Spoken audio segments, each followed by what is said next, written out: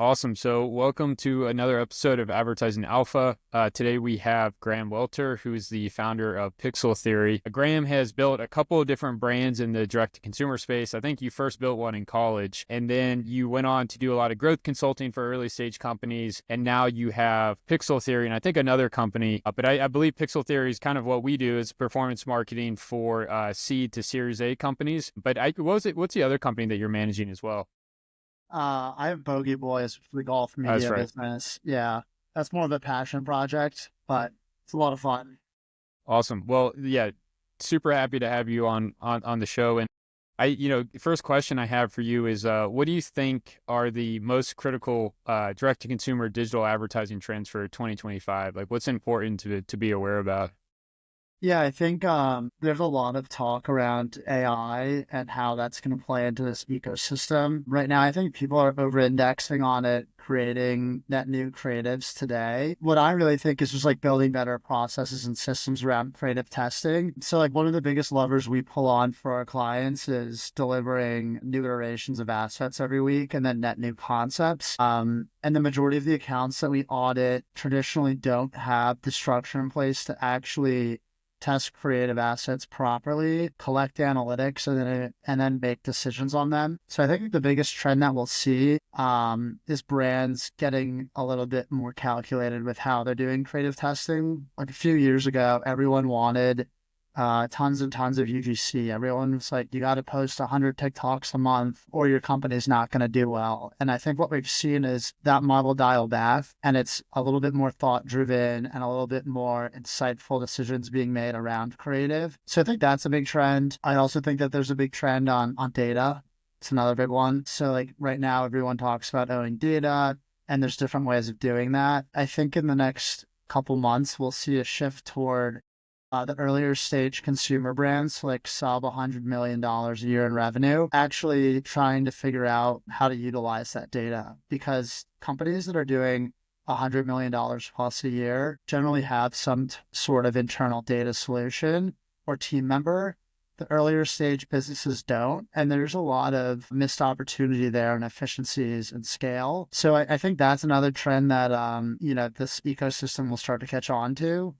Trying to think about if there's anything else. Yeah, I think the other one is community building. A lot of brands pay to acquire customers and then they do retention. And I think that there's kind of a little bit of like a drop the ball scenario where they should also be building community. Like it's expensive to go get net new customers. And like, look, you and I are both experts at acquiring net new customers. Like that's our business. The brands then need to be focused on how do we actually get this person bought in to be like a lifetime customer, a super fan of the brand and really involved. So some of the cool things that we've been doing with clients is helping on the paid side, even push like in-person events or activations that they're doing. And so some of the coolest clients that we work with bridge this gap of being an online business and also having like an in real life experience with their customers.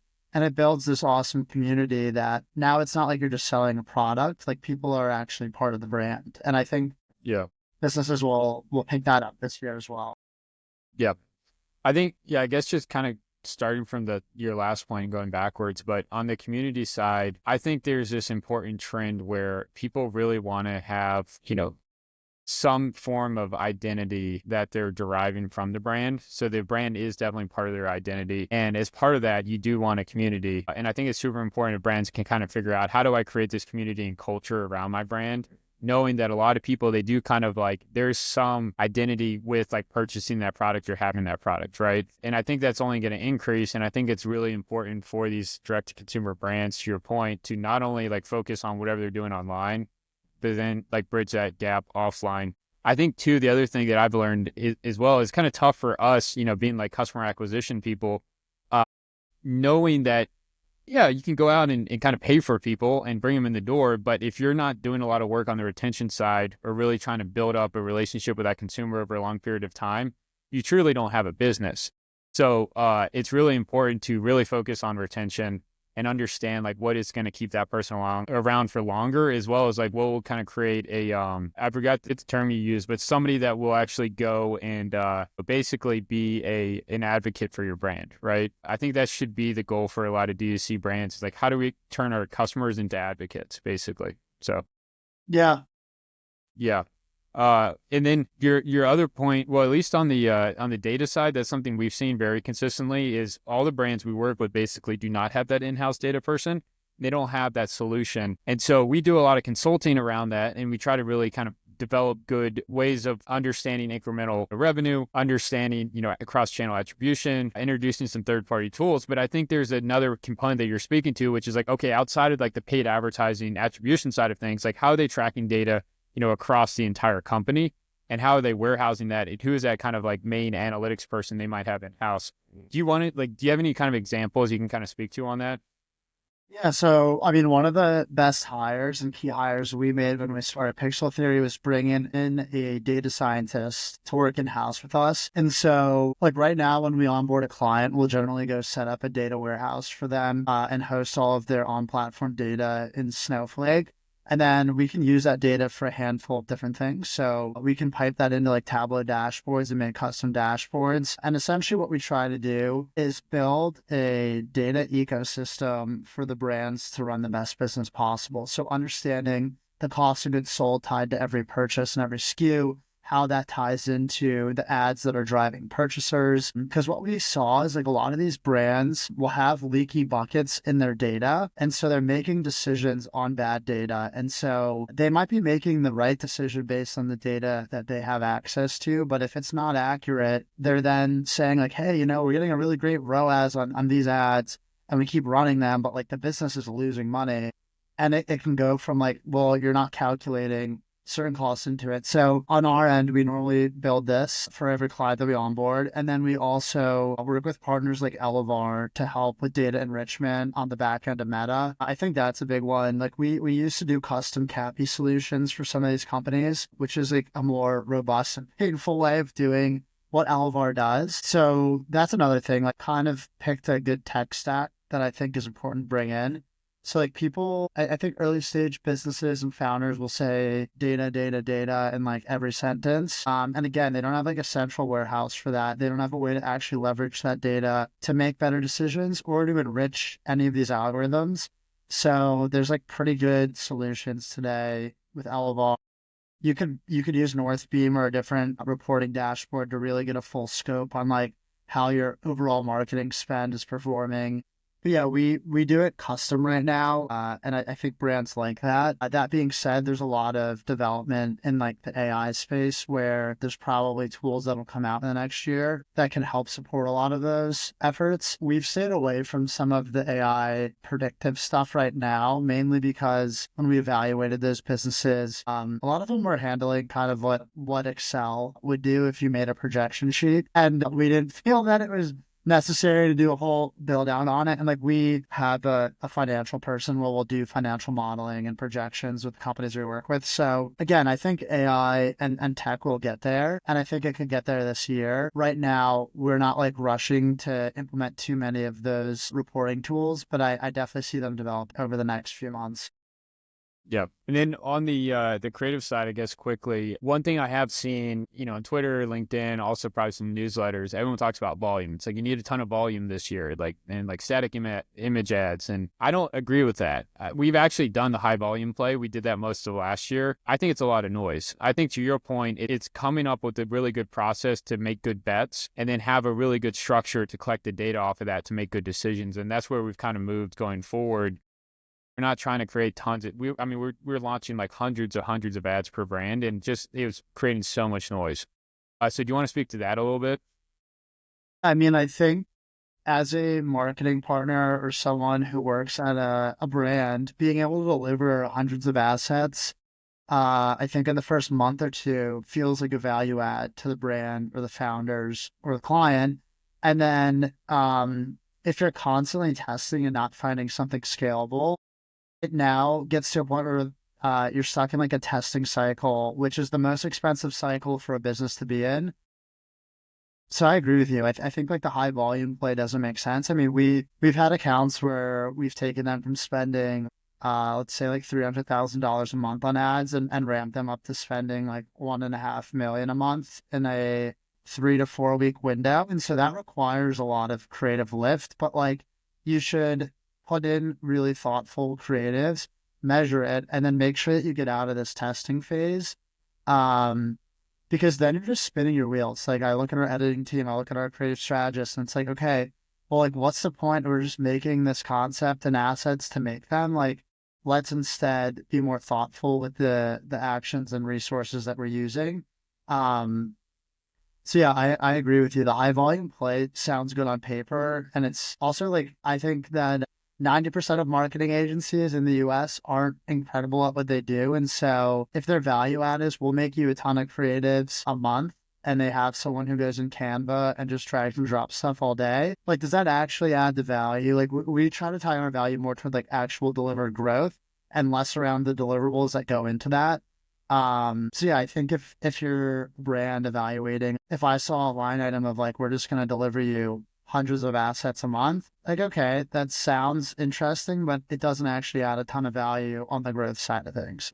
Yeah. And I think it's like, it's just thinking about like, what is the outcome you want? Right. And so the outcome clearly is better performance. So it's like, you need to figure out what actually drives that outcome. And this is something that we kind of deal with in setting up like processes because, I think it's lazy when people go and like more volume is better. And this is in a lot of different things, and then they just attach, the quality of their work to the volume as opposed to the outcome they're trying to drive. And so it's like, you want to reduce CACs. It's like you do the things that reduce the CACs. It's not like, hey, we're just going to assume that because we do a ton more work, aka a ton more volume and creative, that that's actually going to solve the problem and get the outcome we want, right? And then it's like really trying to figure out like what is going to drive that outcome we want. It's typically we've learned is just being much smarter and much more strategic around the creative research side of things, and having really good structures in how you're testing things that really fit with how Meta works today.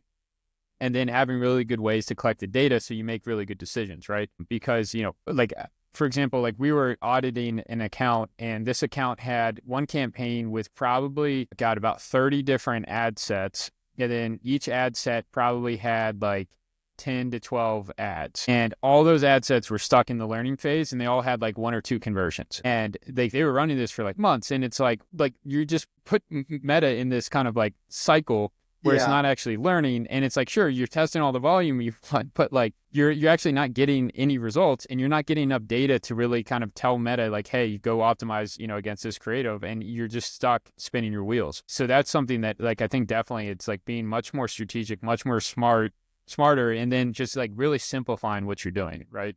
Yeah, I think that the point you just hit on, we actually run into this more. So I kept open my old growth consulting business that's focused on like the early stage market. So spending less than $50,000 a month in ad spend. So those clients are normally the ones that fall victim to, hey, we signed up for this creative agency. They sourced us a ton of UGC. And now we have tons and tons of assets and want to go launch all of them. And they're also the ones who are only spending like a few $100 a day or even less than that.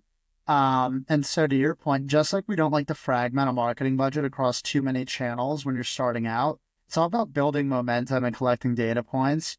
So it's a constant battle that I'm fighting with like early stage founders of, hey, like we're not gonna go and spend $10 a day across all these ad sets to test all these assets because you'll never learn anything. Like instead we got to make some assumptions, and we need to make sure that we're getting order and data volume through an ad set, through ads, so that the algorithm actually learns. And then we can do our job of analyzing that data, turning things off, increasing spend behind stuff that's working, and then iterating on assets that are working and falling off maybe. And so, yeah, I totally agree with you on all of that. Awesome. Next question I got for you. What do you think is the most underutilized direct to consumer marketing channel right now? Great question. Don't say app loving because I'm like, No, it's don't, not. It's I not. don't buy into the hype of app loving, but yeah. I've had so many people message me about it, and I have not actually used it. Okay. I think there's a few pieces here. It goes back to what I hit on around community building. So I actually think from a D2C standpoint, like how do you build real life experiences with your customers or potential customers? There's a lot of like outdated ways of doing it where you sponsor an event with like 10 other sponsors and your logos on a board. I don't think that that's the right way of going about it. It's about like curating a real experience and then also collecting content from that, in my opinion, to use digitally. So, like, a lot of the living in New York, a lot of the people we know are from New York, or the clients are in New York. And so, like, when we work with brands that aren't based in New York, hosting an event in New York is awesome because it gives some amount of credibility to the brand from like a cultural standpoint. And then you can use that to market to the rest of the country, in my opinion. So we worked with some like high-end women's fashion brands. And so it was like, how do you take content that's very New York and very like authentic feeling that you're a real brand? And like, how do you market that now through paid ads across the country so that people see the credibility of the brand? I think that's a big one. Other big one, in my opinion, and this is a little bit skewed, and it's really the reason I actually got interested in the golf media side of things. I think owning your audience is extremely important. I mean, like we have this crazy big golf community. I mean, it's not crazy big, but golf wise, it's pretty big, like 210,000 weekly readers, and it's got over 65% open rate. So, like last month, we did 1.2 million impressions through this newsletter. And like, I can show you the exact demo of who's in this. It's like 92% male. Over 50% of them make over $150,000 a year in salary. Here's the hobbies they're interested in. Here's the states and locations they're in. And I think if you're a brand, I would look at partnering with like the right type of newsletters or like owned media channels because there's a ton of ways to get exposure to exactly who you're looking for. So like if I was, and I'll move away from golf now, if I was like a cosmetic brand, I would go find someone who writes about different skincare products or cosmetic things and try to work with them early on because it's a great way to get access to that group of like tight knit customers that you can then go build a business on top of. So I think Yeah. those are good growth channels. Um, and then I'm trying to think about if there's any others. I mean, people talk about CTV ads. I think that that plays into just having an omni-channel approach to marketing, which is like a overused buzzword, but I do agree with it. Like we try to run our marketing from an MER standpoint. So looking at the overall market efficiency rate of like all of our advertising and marketing dollars spent versus all of our new customer acquisition for a brand. And so I think like sometimes brands want to keep pushing money into a certain channel and you can actually get more exposure by setting up a test and trying a different one. So I think you'll see more CTV ads. I mean, just when I talk with brands, we have more companies asking about it. Uh, so we'll probably do it, not as a main channel of ours, but a supportive one. I think there's cool opportunities. My buddies own this company called Agile, which is like box truck advertisements that track the phones that walk by it and tracks impressions. As a digital marketer, that's awesome because you start to get some attribution and some data on what's working, what's not. So for a client of ours, we did those around New York. We also planned them around launching in retail and CVS and Anthropologie. And so what we did is we drove those around New York, letting people in New York know that you could like go into Anthropologie or CVS and buy those products there. And so it starts to build again some of that like in real life brand credibility with consumers. And then we can go and use those box trucks driving through Times Square, through Soho, and like all the cool places with the target demo walking by and use those creatives and ads now. So it's like, how do you paint this full picture of, yes, we're on Instagram, Facebook, TikTok, wherever running paid ads, but this is also still like a real company. I think part of this, depending on your category, goes into people have been burned by drop shippers or like poorly ran e-commerce brands. So in my opinion, some of like winning consumers over is just like validating that you're a legitimate business. So doing some of these in-person things really, I think is a cheat code. I don't know if that's really highlighting an underutilized channel, but it's kind of like working backwards. Like that used to be the only channel. Now everyone went digital. And now I think it's shifting back of like, how do you balance real life with digital to like make consumers feel very comfortable with your brand? Yeah.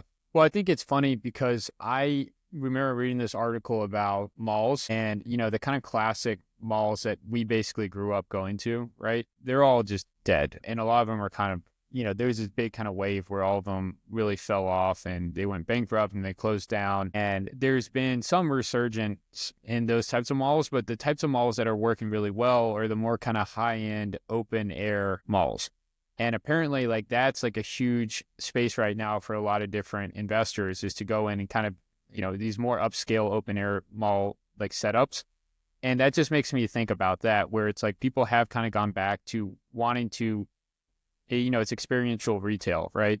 And I think that does drive a lot of consumer interest. And I think it's really good for brands to set that up. And I also know too that like some of these D2C brands that have been more successful in the longer term, have like been successful with retail as well, knowing that they have to have that kind of good retail location in some of these prime spots in all these different cities. Not all of them have been successful, but I do think it's kind of a key driver.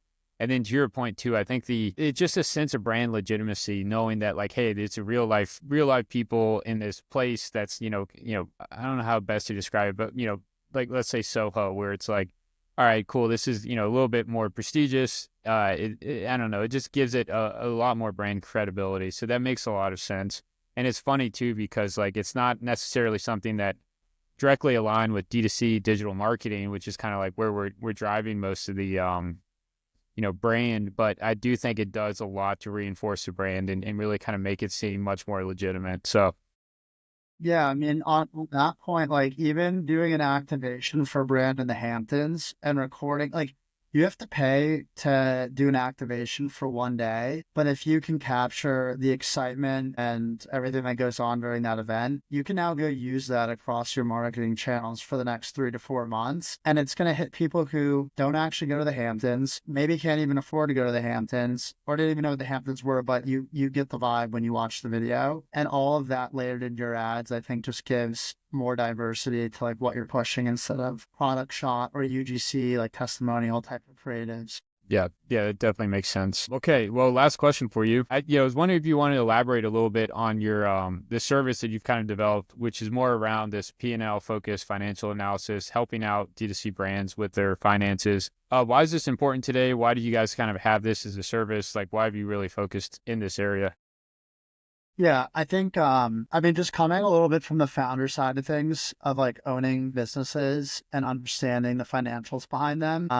A lot of marketers have focused on using ROAS as the metric to define success or failure off of, which the more you go up market, the more you realize that that's not how like decision makers actually are deciding how to run these big businesses. And so I think that should carry all the way through to early stage companies as well. So on the financial side of things, we, would start working with a brand and we would be like, wow, we're driving a ton of profitable revenue for this business. And then we'd get a phone call from a founder or an executive there being like, the company's not doing well. And it never made sense. And so what happened is like one of our earliest clients, we did a lot of out of scope work for what we were supposed to be doing because we wanted the relationship to be successful. And so that was like taking a peek under the hood on the data side, taking a peek at their P&L. And then we started realizing that there were all these pieces of the business outside of new customer acquisition that actually led to the success or failure of the company being able to scale. And so from our end, we didn't create this for fun, but it just became like,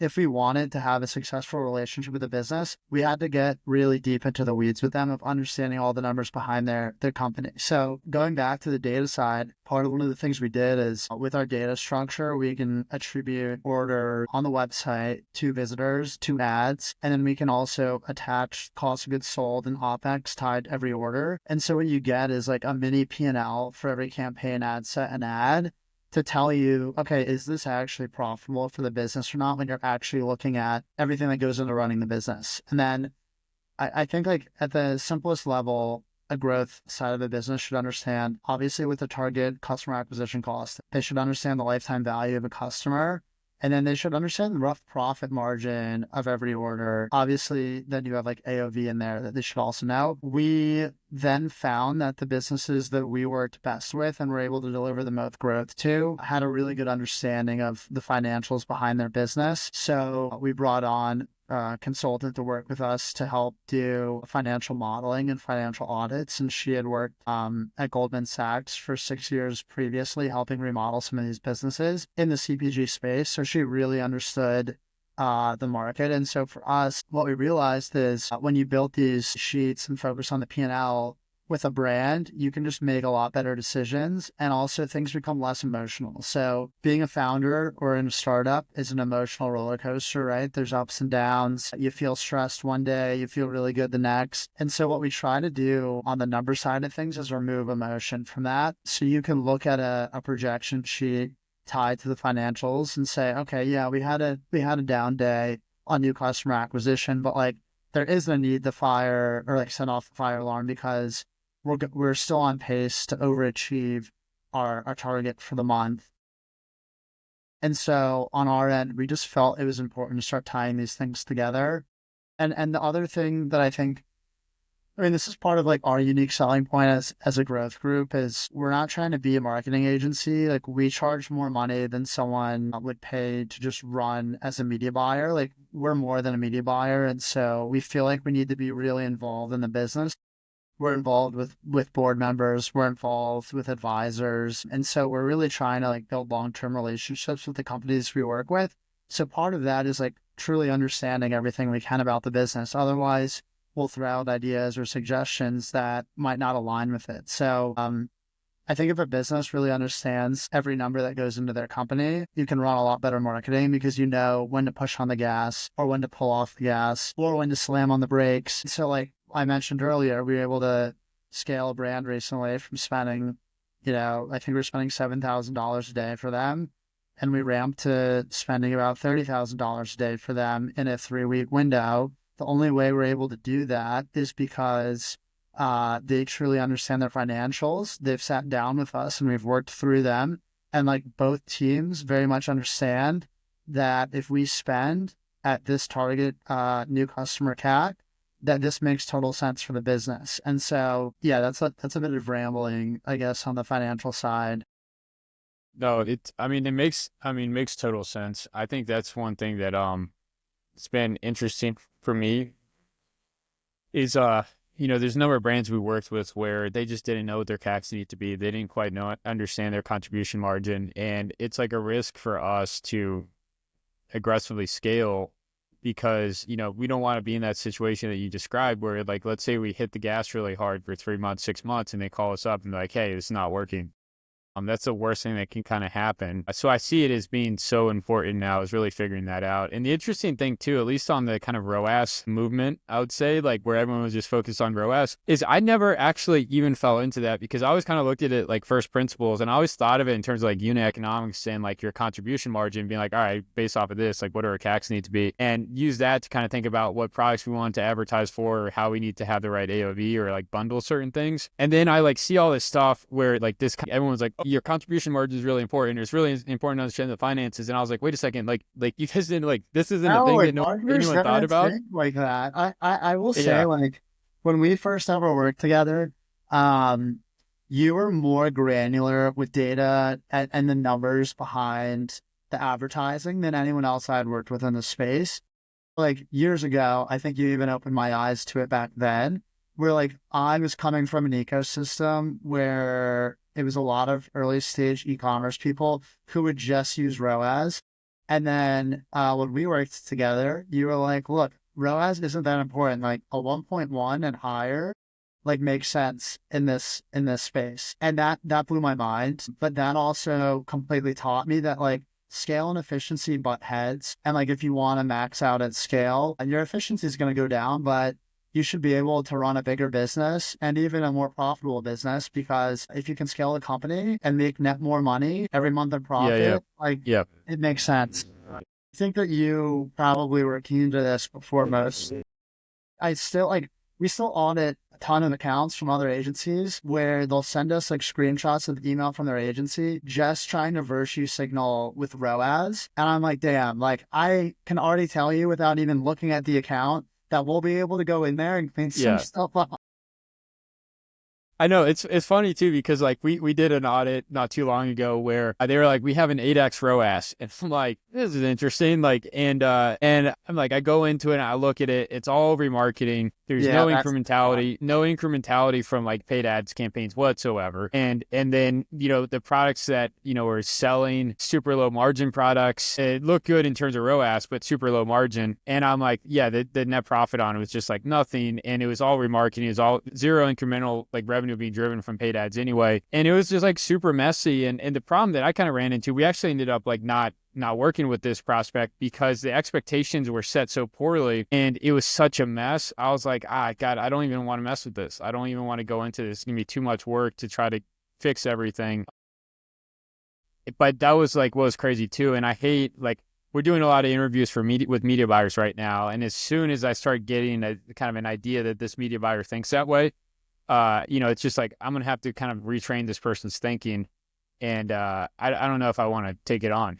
So I mean, yeah, yeah, it's with clients who have to train that because people have yeah, been told, like so I really hate ROAS. We don't really use it for anything, honestly. yeah, We use NROAS, so new customer ROAS sometimes yeah, if we have really good like match rate on data. But yeah, just like the other big thing in audits is like a lot of people are not excluding remarketing to stand up these ROAS numbers. And you'll go look and you're like, oh, I hate to tell you as a brand, but like this is all messed up. So we see that a lot.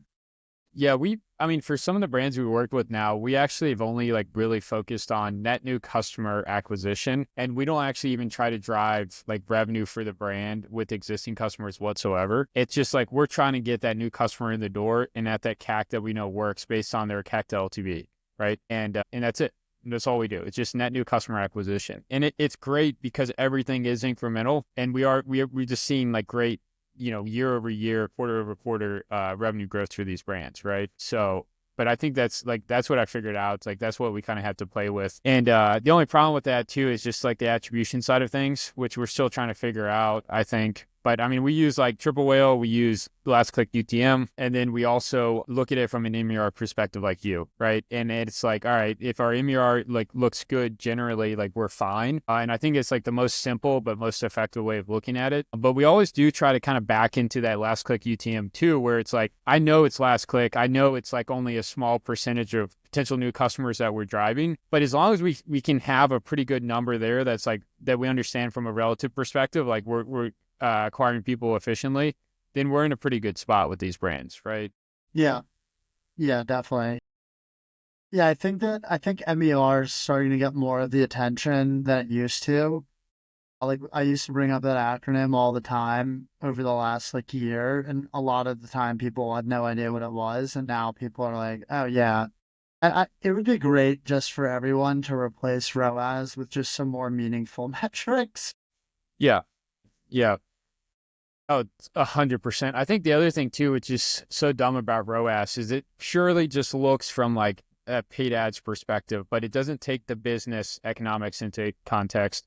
It doesn't Yeah, take all the other kind of marketing and advertising costs into context because like, they're paying the agency, they have some internal marketing people, they have an internal marketing tool stack, they have like all these other costs in the equation, right?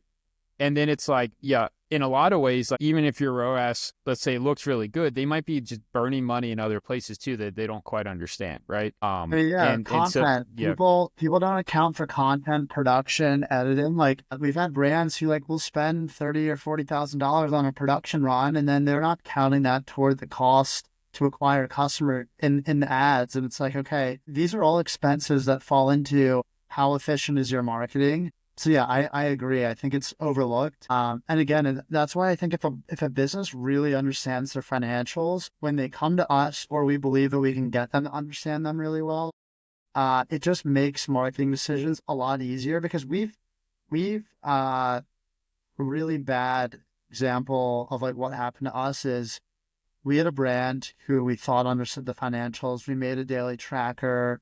automated the whole thing. The CEO never actually really paid attention to it. And we grew a business at a 5.37x MER. We were able to triple the size of their revenue in like a 2-month window. And then they would call us and be like, yeah, we're not really making money. And we'd have to sit down and walk them through the sheet every week to like show them like, yes, you are making money. We're accounting for these costs. Um, so I mean, eventually it just didn't work out. Like the founder would call me and be like, we lost money last month. And I'm like, how? Open up the sheet. And then I'm like, look, this says that even after paying us, you guys profited an extra $200,000. I'm like, does that sound accurate? And he's like, oh yeah, now that you said it, it does. It's like, okay, well, we can't do this every week because it's not efficient. That's the other thing too.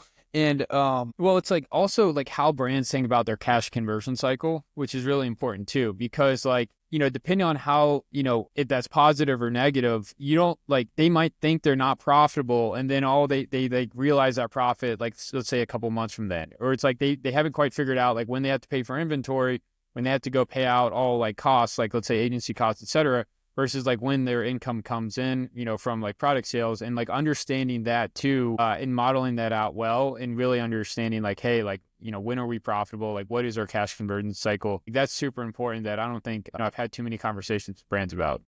I don't even think that brands do enough like cohort analysis on their customers required. And Yeah. I think like that's something that I want us to do more of from an educational standpoint to our clients, because to your point, we still have people who look at like one purchase in is like the value of that person.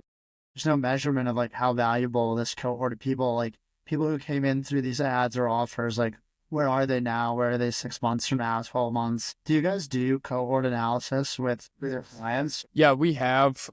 We do it more like definitely for clients that are like subscription based, because that's just so important to figure out. For some of the other brands where it's just like, potentially like high repeat purchase rates, we have done some analysis, but we don't have like a clear like methodology around it. I would say we've done it like kind of one off to just make Yeah. sure like, hey, like, is this CAC to LTV make sense? Like, Well, and that's where yeah, I think we're, it's, yeah, yeah. we don't do it enough. Like I do think that, I mean, it's a big project, but sometimes businesses need it. Yep. No, 100%. And there's like, when we've done it too, there's like simple kind of models we can pull to do it. We've done it before. Like there are templates I found where we just go, export out of Shopify, drop in the template, and do the analysis. So yeah. But that was the last question I had for you. So I guess, is there anything else you want to highlight or talk about? Anything you want to say about pixel theory before we wrap this up? What do I want to say about pixel theory? I mean, I think like on our end, we're a year into building this business. Like 2024 was our first year in business. We definitely went through some learning curves and like growing pains, and now we're in a really exciting space. So I think like, on our end, we're just trying to work with more brands who value us as a growth partner. I mean, if anyone's ever interested in exploring it, happy to chat. And I don't know. I don't want to be competitive to Hal and H Street, but that's the hardest thing. Like I No, think that it's big enough for us all to win. no, it truly is. That's what I think. I mean, like everyone talks about, like there are thousands of agencies, it is a super competitive space, red ocean, all this stuff, but I don't believe that's true. I think, to your point, what you said earlier, like I think 90% of agencies do a pretty bad job. I think, the 10%, which I do truly believe you and I are in, do a great job. And I think too, though, what that means is, we're working with, max 30 clients. And, there's probably, for our ICP, there's a couple thousand brands that we could be working with. So like, Yeah. yeah, there's plenty of green pasture. I don't think, I think I have like an abundance mindset about it. And I think the more we can, like we do this, we have conversations all the time, kind of like brainstorming about certain things. The more we can help each other out, the better we're going to be, and better we're going to be able to serve our clients. Right. So, 100%. I mean, I agree with that. And I mean, the more I audit accounts, the more I realize how bad some of these agencies are. And yeah. they have, hundreds of clients, some of these, and they have like 50 employees. And it blows my mind. And then people are like, why are you guys going to be better? I'm like, because I'm not going to go sign 100 more clients like you because we wouldn't be able to add the value that we can. So I agree. I mean, I want to do more stuff together. I don't know if you want to include this in the podcast or not, but like, I want to do more. I bought that book that you recommended, Traction. I've been reading it. I got the book and Nice. it's Yeah, awesome. yeah, I had yeah, sat at the beach the other day on Sunday and just read it the whole time. I want to figure out how we can do more stuff together, even if it's like an in-person thing where we get some brands there that we're talking to and just like get to build some community together. for sure. Well, if well, I guess we'll wrap this up, but we can also just talk offline quickly. Yeah. Really appreciate you being on this. I thought this was a great conversation. I mean, these are just awesome insights you have here. So thanks for joining. Yeah, I guess that'll be I it. mean, So thanks for having me. My first podcast in the books. nice, awesome. Well, congrats. All right, Great. right, cool.